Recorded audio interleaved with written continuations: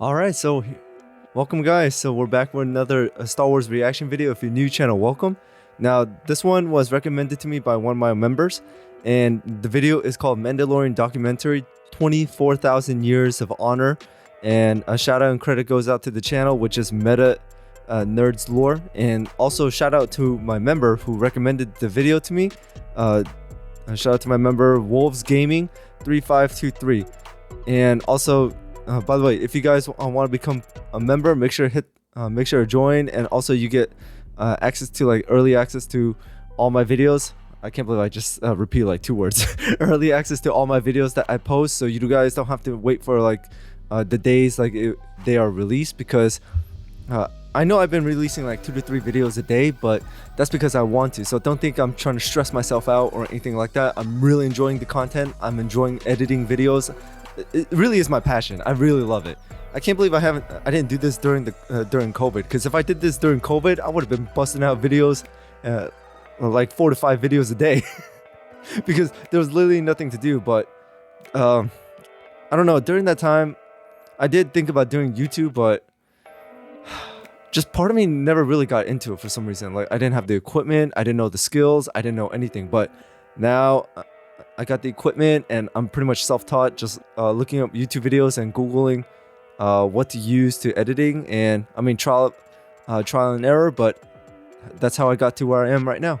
So anyways, besides my story about getting to YouTube, I'm really excited to check out this video, because if you guys have been watching the past few videos, Mandalorians are one of my favorite groups.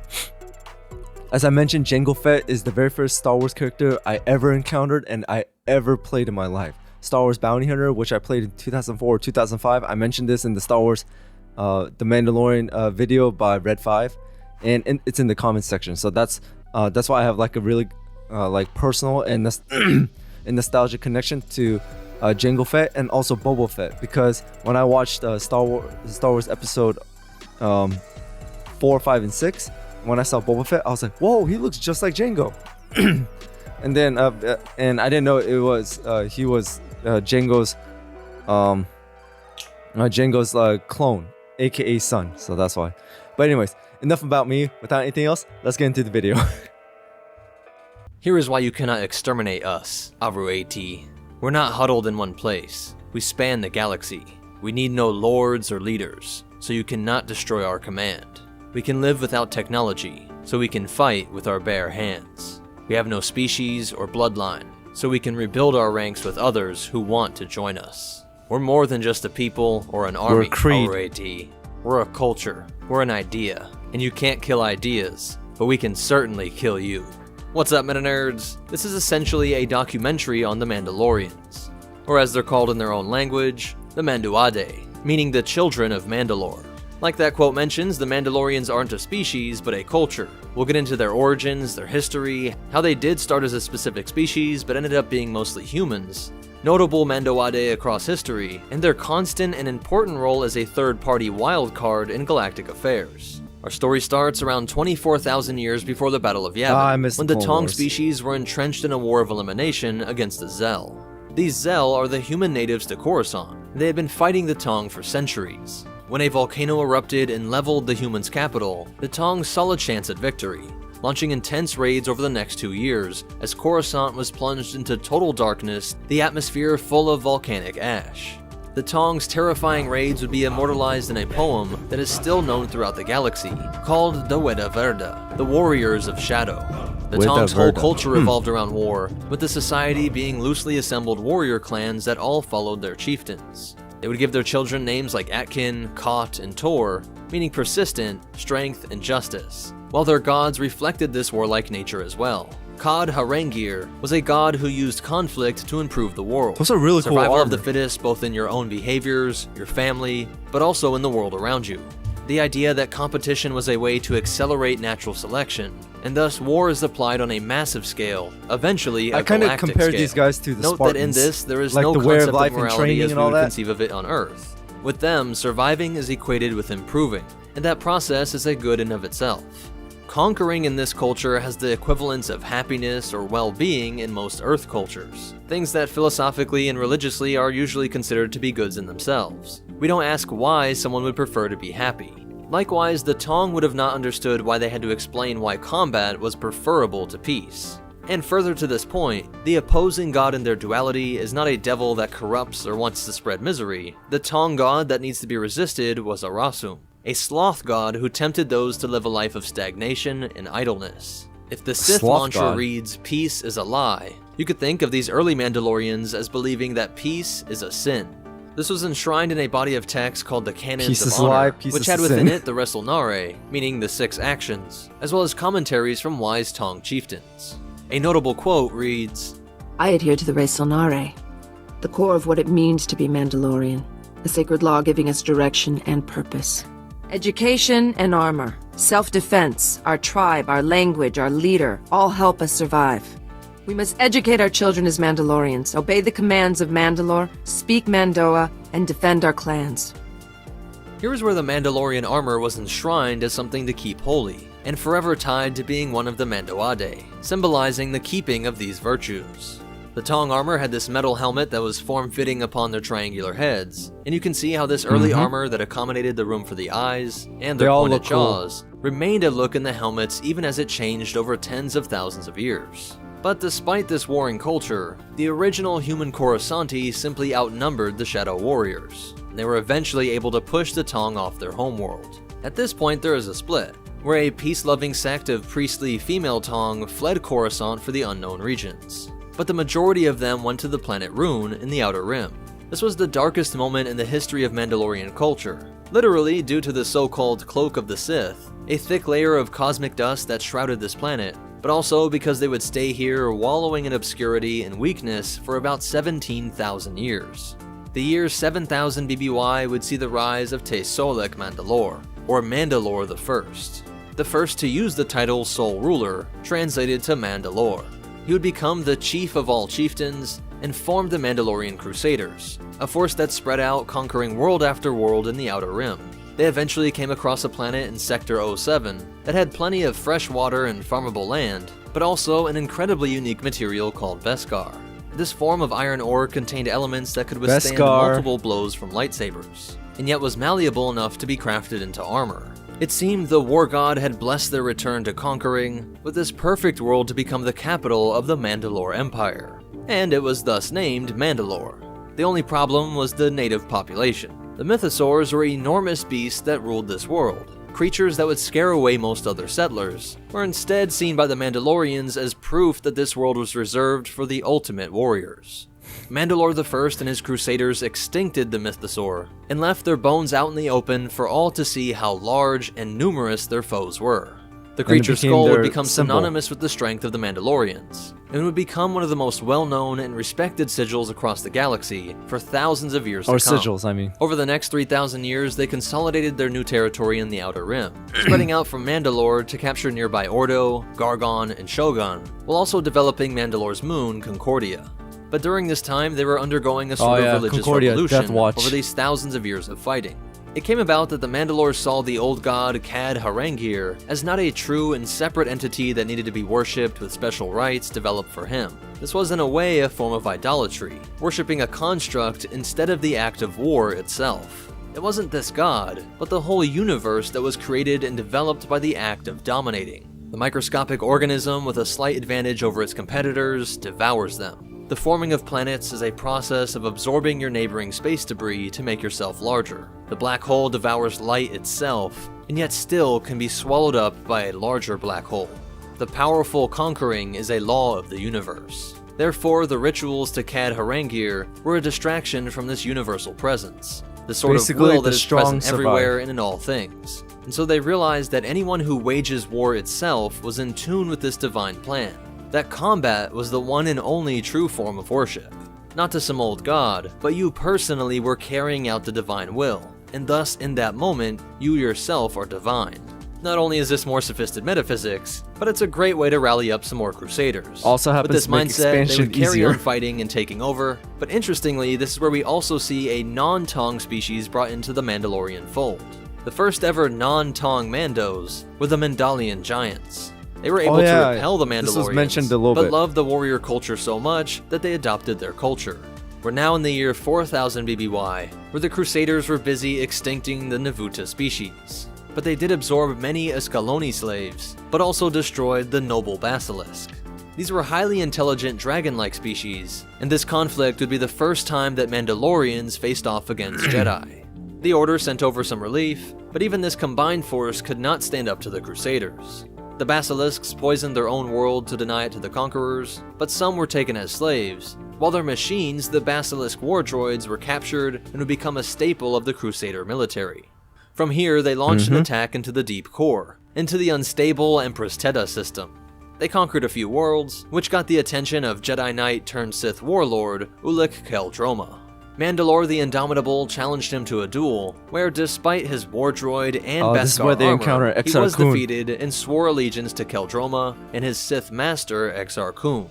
This marked the first Mandalorian Sith alliance. This was during an event called the First Sith War, also known as the Great Shadow Crusade to the Mandalorian people, which was fought in a single year, 3996 BBY. This new alliance launched a daring raid on the Republic shipyards over Forost. Here they attained as much as 300 starships. With this flotilla, they went directly to the Republic's capital, attacking the home of the original Mandalorians, Coruscant.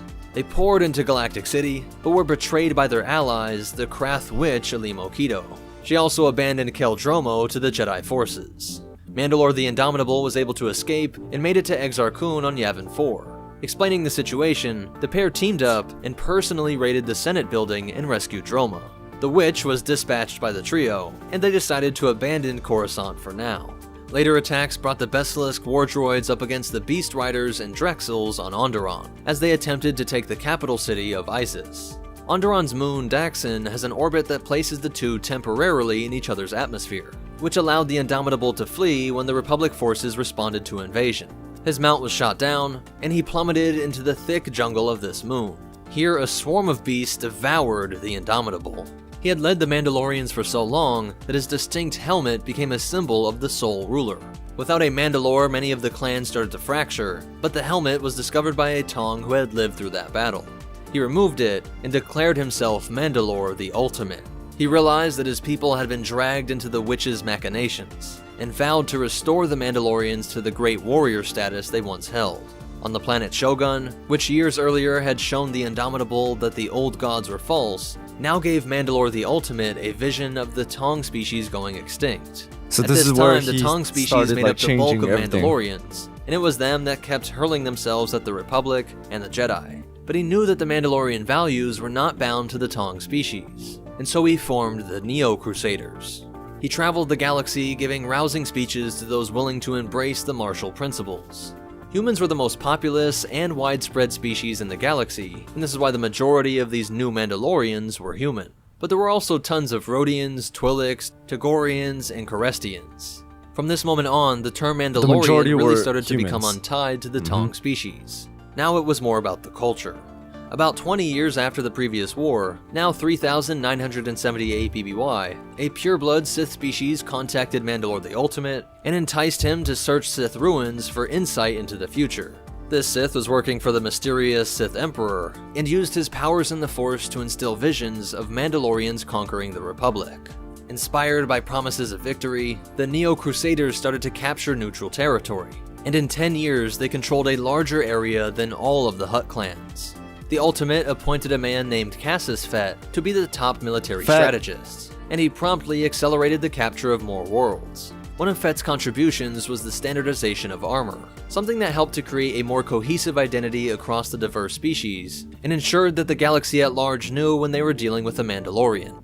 He also developed a dual-pronged economic assault, in which these captured neutral worlds deprived the Republic of imports, while the Mandalorians took the local population as slave labor and focused all of these planets' resources to the sole task of creating more weapons and ships for the eventual war with the Republic. This caused an inpouring of refugees that caused internal strife and economic pressures, compounding the weakness of losing these neutral worlds. Senators said that the Republic would only intervene if directly attacked. And all this time, the Ultimate had set up training grounds deep in the jungle of Daxon. the place where his predecessor had been devoured, these camps were one of the Only greatest if directly embodiments of their attacked, culture, so as long as they training don't against attack the and very keep building up, creatures that they're had fine. felled their leader, lifting up the rank and file to a greater strength than the best among them from just a generation before. In 3964, they sprang up from the secret camp and took Onderon, Vanquo, and Taurus in a shocking blitzkrieg. Two Jedi named Revan and Malak became aware of some of the Mandalorian atrocities, some of which included the nuclear bombardments of entire worlds. These two Jedi refused to stand by, eventually leading Republic forces and pushing the Mandalorians back. He came across the helmet of a Mandalorian woman who opposed Fett's genocide, and upon donning it, he swore that he would not rest until the Mandalorians had been completely defeated. Revan's strategy worked to pull most of the Mandalorian forces to Malachor 5. Here, the Jedi leader had to draw on this world's immense dark side energy in order to defeat Mandalore the Ultimate in a duel. After this, he activated the Mass Shadow Generator, which destroyed most of the Mandalorian fleets. Without their leader or a proper navy, they signed a peace treaty with the Republic. Malak worried about a rise of the Mandalorians, but Revan said simply, "Without the mask, they are nothing." A cold statement where he is acknowledging that he is destroying an entire culture simply by holding on to this mask, depriving them of a leader, which will just lead to fracturing and infighting that will eventually erase the Mandalorian identity from history. The Republic destroyed most of their military infrastructure and completely eliminated the iconic Basilisk war droids. This once proud people tried to keep up their traditions, but were spread out across the galaxy, So that and often explains why we resorted never to saw taking up odd jobs as hired Basilisk guns. war droid in These informal Clone groupings Wars or became anything. known as the Mandalorian Mercs, with notable individuals like Gore Spendak achieving gladiatorial fame on Taurus and Geonosis, and Canderous Ordo becoming one of the most infamous mercs in the galaxy. But as the Force would have it, he crossed paths with Revan, who now understood that the Mandalorians were being manipulated into war by the hidden Sith Emperor. Revan gave the helmet to Ordo, and asked him to rebuild the Mandalorians into a proud people. He took the name Mandalore the Preserver. He met with what may have been the final remaining Tong in the galaxy. This being was dying, but explained that he was the rightful heir to Mandalore the Indomitable, that the Ultimate had used his Sith backing to take over. He begged that Ordo take his armor and reinstill some of the virtues from the canons of honor. Ordo would be the first non-Tong Mandalore, and he went back to their roots, growing a new following of Neo-Crusaders on the outpost of Daxon. These forces would go on to fight against the Sith Triumvirate, help the Onderon royal family, and even provide aid to the Republic. Mandalore the Preserver personally aided the raid on Darth Nihilus' flagship, even providing the explosives that were used to blow it into space dust. The next 300 years of Mandalorian history is a bit foggy, but it is clear that Clan Ordo did not fully unify the Mandalorians. Yeah, but they helped the Republic. That's new. 3661 BBY, the Sith Empire made a surprise return to the galaxy and looked for another Mandalorian puppet. In the gladiator pits of Geonosis, there was a crowd favorite. It was the perfect combination of charismatic and dumb, so Imperial intelligence agents had the fights fixed, timelines. and had plants in the crowd that started chanting Mandalore upon each of his victories. This man seemed invincible, and many of the diaspora were happy to call him their new leader. The Sith revealed themselves as allies, and convinced him that it was in Mandalore's interest to blockade the Hydean Way, cutting off a major Republic supply line as the Empire expanded in the Outer Rim. Mandalorian cruisers were too powerful for a straight-up attack, so the Republic had to rely on blockade-breaking smugglers. To rally up his supporters, this puppet Mandalore announced the Great Hunt on Daxon to determine who would become his best warrior. Artus kept winning the trials, and in line with the old true virtues, challenged Mandalore to a duel in the gladiator pits on Geonosis. This propped-up leader was slaughtered, and Artus took the name Mandalore the Vindicated. His predecessor is only known in the history books as an insult, Mandalore the Lesser. He was much more cautious of his Sith allies, but knew that the money and weapons allowed him to consolidate power. But again, not all respected the centralized leader. So you can meet Mandalore the Splinter groups Vindicated like Clan in the Old Varad Republic and the game. Terror Brigade launched attacks against both the Sith and the Republic. Brigade. The Vindicated would be eliminated during the rise of the Eternal Empire, being killed by a swarm of Sky Troopers.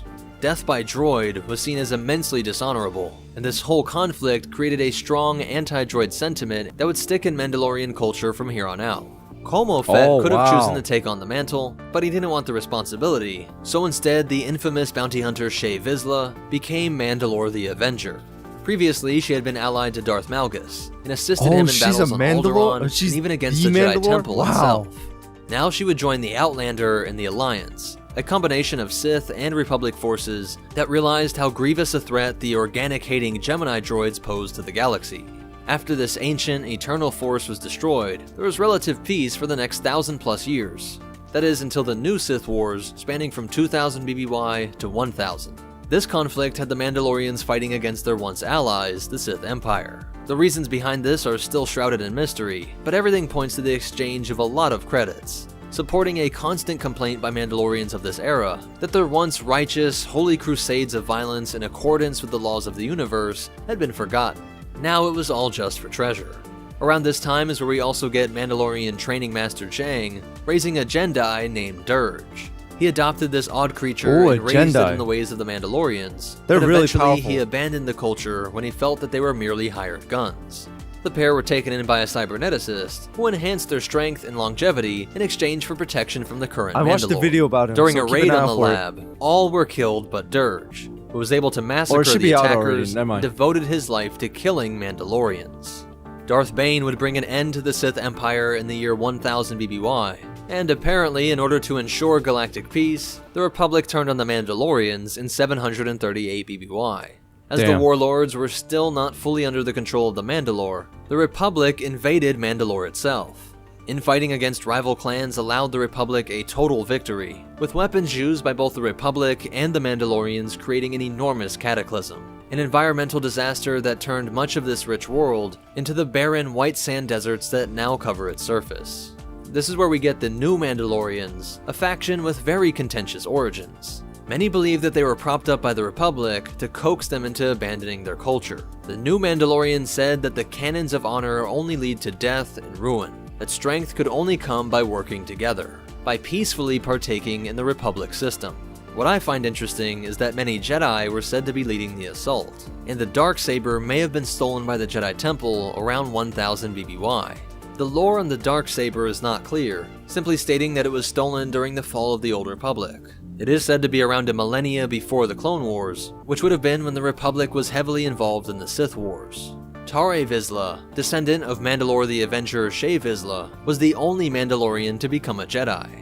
He was able to temporarily unify his people, and so the Darksaber became the new sign of the Sole Ruler, replacing the role of the helmet. The total destruction of Mandalore is not a story the Republic would tell you, but they and the Jedi definitely played a role. It wasn't solely the result of a civil war amongst clans. But whatever you think of that, it worked, and these were now a pacifist people, devoting all of their energy to surviving in the domed cube cities. Their capital was Sundari, and the leaders came to take the names from other cultures, like King, Queen, and Duchess, no longer calling themselves the Mandalore. Those unable to give up the warrior code were sent to the moon Concordia, and the sight of armor-wearing Mandalorians became incredibly rare on Mandalore. These few called themselves the Acolyte, or Faithful, and they did keep a leader that they called Mandalore, with the last named one being a genocidal maniac named Mandalore the Destroyer. He took over after his predecessor was killed by Dirge, still carrying out murderous raids against Mandos in the year 100 BBY. Around 60 BBY, just 28 years before the Battle of Naboo, the Mandalorian Civil War erupted. Those calling themselves the true Mandalorians were living by what they called the Super Commando Codex, a sort of revised chivalry which stated that it is still noble and morally necessary to learn the martial arts, but that these skills should not be used to conquer in the old survival of the fittest framework. Instead, they are for protecting the rights of individuals. But Tor Vizsla hated this bastard child of the new pacifists and old martial ideas. He formed a group called Death Watch and waged war on the Super Commandos. Jaster Muriel was the leader of these true Mandalorians, and eventually he and his forces were pushed off of Mandalore to the agricultural world of Concord. He took in Jango Fett. The local police force had a position called the Journeyman Protector, and one of them allowed the true Mandalorian forces to hide out on his property, and so they set up camp at the Fett farm. Vizsla found out that this man was hiding Muriel and brutally interrogated him in front of the man's son. Mama Fett sprung up out of hiding and unloaded her blaster rifle into Death Watch troops. She was killed in the fighting, and his father ordered the son to run into the fields. This 8-year-old Jango Fett was picked up by Muriel, who raised the boy as his own. teaching him the new ways of the Mandalorians. The fighting between these two factions would continue, spanning nearly 2 decades, and it also saw a 14-year-old Jango Fett hold his dying adopted father in his arms, succumbing to wounds delivered by Vizsla. Jango was now considered the Mandalore, and they started to score significant victories in 44 BBY. But Vizsla and Death Watch turned to political corruption when they couldn't win on the battlefront. They contacted the governor of Galadran and concocted a story of war crimes committed by the true Mandalorian forces. The Jedi Order gets involved and believed the claims that Fett's forces were killing political activists, including innocent women and children. Count Dooku led a strike team to capture Fett, hoping to get to the bottom of these claims. But the Mandalore refused to be brought in on false claims. He knew that if he was removed for trial, Death Watch would certainly regain their strength. So Fett and the true Mandos opened fire. The shootout resulted in 11 dead Jedi, 6 of which were shot by Jango personally, but all of his forces were cut down. Fett was indeed captured and turned over to the corrupt Galadran governor, who in turn sold him into slavery. 6 or 7 Jedi but you don't get the himself, reputation for being a galactic badass on your looks alone. Jango was able to escape, break into the governor's office, and steal back his trophy armor, and then track down and kill Vizsla. Seeing that both the local governments and even the Jedi Order could be so easily manipulated by evil, and also being hardened by the war and life as a slave, Jango Fett dedicated his life to being a bounty hunter, and on his armor he would proudly bear his adopted father's sigil. He never did forgive the Jedi Order, but ironically he would become allied to the Jedi that led that strike team that forever changed his life.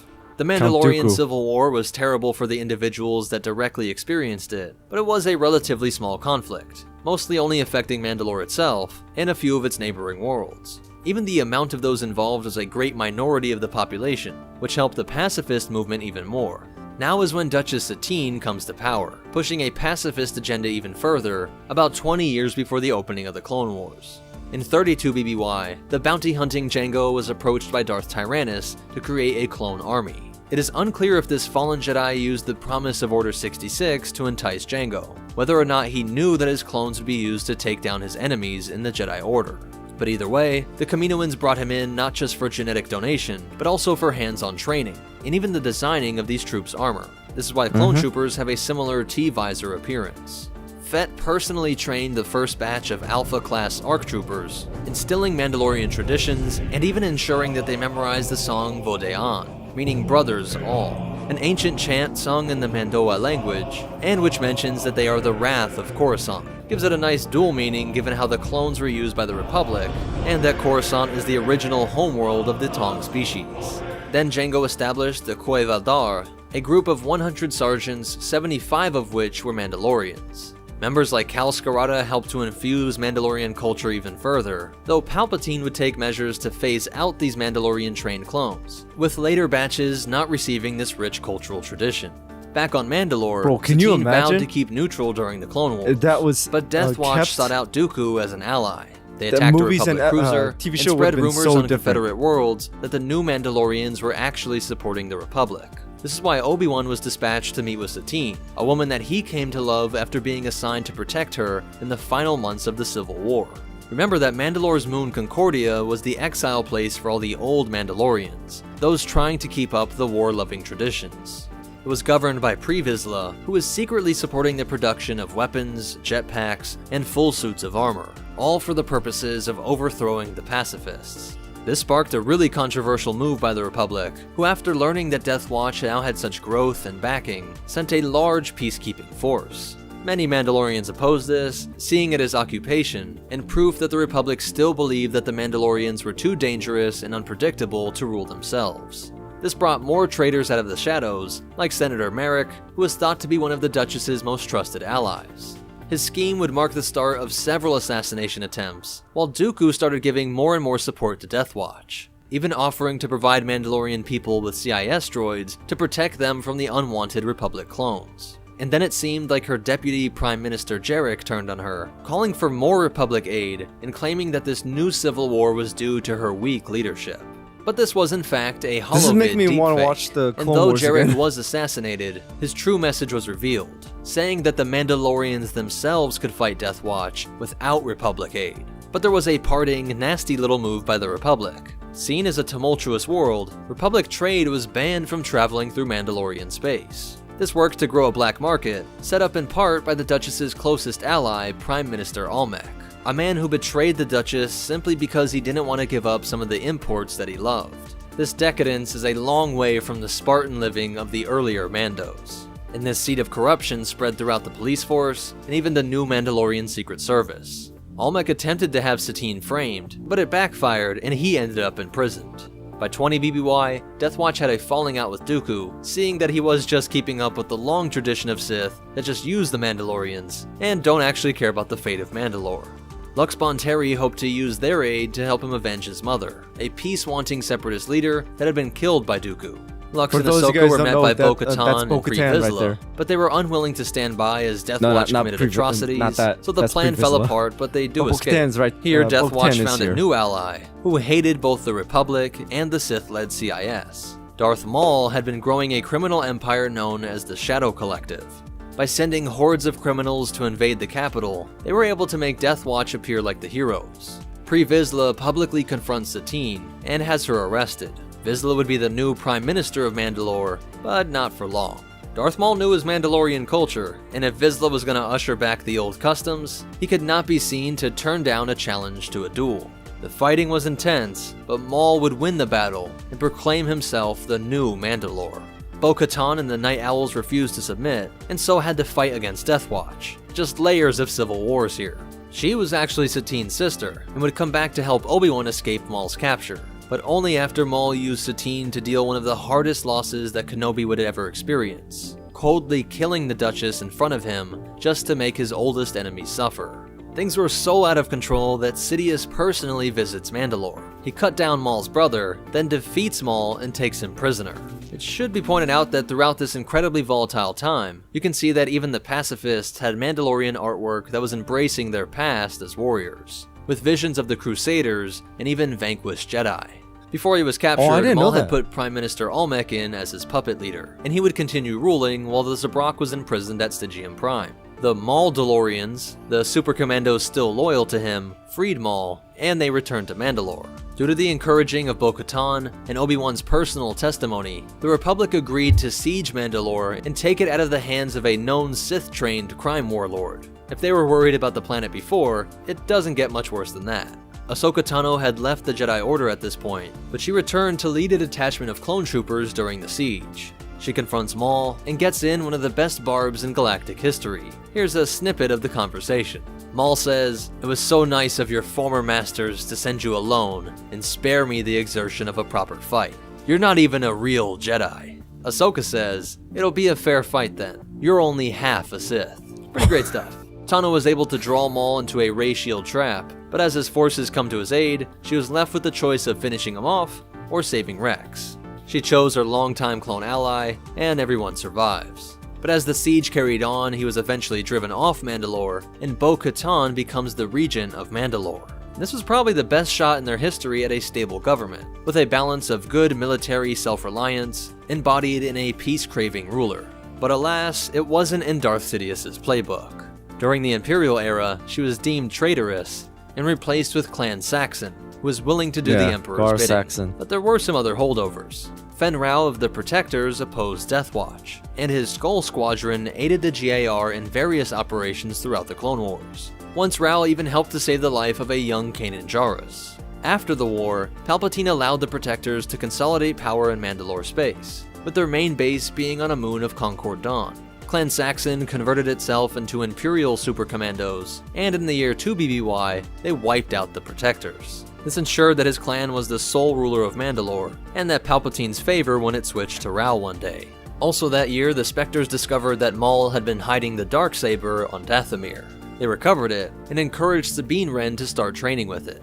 Knowing the immense responsibility connected to this weapon, she was reluctant, but the now rebel-aligned Fen Rao supported her. She returned to her clan stronghold, and tried to get her mother to join the rebellion. When Saxon arrives, there erupts an epic Mandalorian showdown that would make her ancestors proud. With the Darksaber in the hands of this sellout Mandalore, Sabine was required to fight with Ezra's lightsaber. She does win the day, and Saxon dies. But this of course now dragged Mandalore into another civil war, with Imperial allied Mandos versus those set on joining the rebellion or remaining independent. Thrawn at this time was laying siege to Atollon, and when Ezra is able to escape, he got some of Sabine's allies to provide help. This cannot be overstated, but the rebellion may have died this day if it wasn't for the Mando strike team destroying the interdictor that was preventing rebel ships from jumping to hyperspace. Without this opening, Thrawn would have certainly killed all that remained. Sabine then tried to offer the Darksaber to Bo-Katan, but she turned it down. This pair, along with other allied clans, tried to push the Empire off Mandalore, but the Duchess was unveiled. This prototype weapon was created by Sabine years before, when she was serving as an Imperial weapon designer. This insidious weapon draws arc energy to the Beskar alloy and the Mandalorian armor, allowing it to be used on the battlefield without hurting the stormtroopers and their plastoid armor. Knowing how inextricably tied armor is to Mandalorian culture, and how the discovery of Beskar was a sign that Mandalore was the Promised Land, a material that was hoped to have kept them out of the timeless battles between the lightsaber-wielding Sith and Jedi, was now named after the Duchess, and used to vaporize Mandalorians on this Promised Land. Luckily, they were able to destroy this weapon, and seeing that her people were in serious need of a sole ruler, Bo-Katan accepted the Darksaber and became the new Mandalore. All this time, Jango's unaltered clone, Boba Fett, was rising to take on his father's mantle, becoming the top bounty hunter in the galaxy. But instead of coming back to fight for Mandalorian independence, he served the Empire as a hired gun. After the fall of the Empire, there was another badass who was known simply as the Mandalorian. His background and values are still unknown, but he is just another sign of the undying Mandalorian culture, with things like the sigil of the Mythosaur being seen in places like Maz Kanata's castle, and perhaps even the Mandalorian himself helping to finish the fight against the Emperor. The final Sith Emperor, the last in a long line of Sith that have plagued the Mandalorians for millennia. So that concludes the story of the Mandalorians. In a separate video, I'll cover behind the scenes facts, because those are deep and interesting on their own, and there's enough to make a full-length video. I'll also cover weapons, ships, tech, and society in more detail later, so be sure to keep an eye out for those videos. If you want to connect with us on social media. Alright, there you guys have it. So that was Mandalorian documentary 24,000 Years of Honor by MetaNerdz. Oh, man, I gotta bring up his name. It keeps on. There you go. MetaNerdz Lore. And the videos he mentioned at the end, like talking about the weapons and things like that, I might have to look into it when I can. But either way, shout out to my member, Wolves Gaming, for providing this video and also the links. So he made it so much easier for me. And most of it I already knew because, like I said, I love Mandalorians. But there were some things that were brand new to me. And I forgot what they were. I have to look back on the video, but I knew about Jester Mario, who was the adopted father of Jango Fett, because the first time I ever heard that name was in the game Star Wars Bounty Hunter, because I do still remember, I can't believe I still remember this. Jango Fett still had the ship of Jester Mario, but that thing was almost falling apart, and he said that the reason why he would never replace that ship is because it belonged to Jester Mario, his adopted father, and I'm guessing that's like the last thing he has of him. But some of the moments that you see on there were from the Clone Wars and all that. But I was thinking about actually just watching the Clone Wars again, but only Darth Maul's like arc, should I say, including Savage, because Savage Opress is one of the most baddest characters I know as well. So I might have to look into it. But either way, I really enjoyed this video, so thank you so much for the recommendation again. By the way, if you guys want to become a member, make sure to join, and you get all the perks like early access videos, shout outs, and you can have one of the badges next to your name. But then again, becoming a member is your choice and your choice only. I'm not going to force you or do anything like that, because I understand the subscription, even though maybe it's affordable to many, still you guys want to spend that money somewhere else, go ahead. So that's like I said, your choice only, whether you want to subscribe or become a member. But anyways, besides that, thank you so much for watching. If you watched all the way to the end, thank you so much for that. And also make sure to hit that notification bell so you know when I drop another video. And thank you so much for your support. I really do appreciate it. And until then, I'll see you guys next time.